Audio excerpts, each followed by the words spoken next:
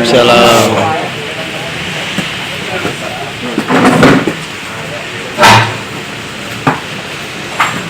Baik kita cek ya. Assalamualaikum warahmatullahi wabarakatuh. Waalaikumsalam. Media maupun media sosial yang hadir pada malam hari ini.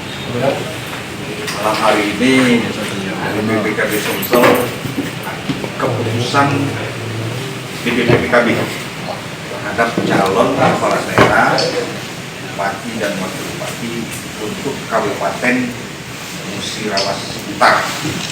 Alhamdulillah ini kandidat yang kita usung hadir ini Pak Sarif, dan insya Allah setelah turunnya SK ini dan kita sampaikan PKB dari DPC kita instruksikan sampai tingkat ranting untuk melakukan konsolidasi pemenangan Pak Sarif dan pasangan.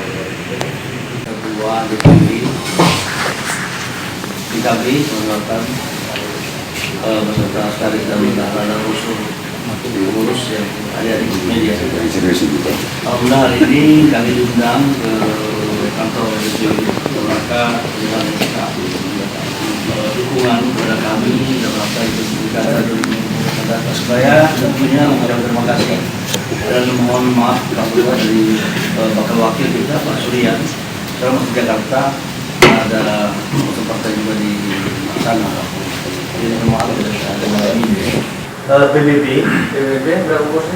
PBB 3 kursi, kemudian Gerindra 4 kursi, Gerindra, terus kemudian PKS 2 kursi, Golkar 2 kursi, PAN 1 kursi, P3 1 kursi, Demokrat 2 kursi.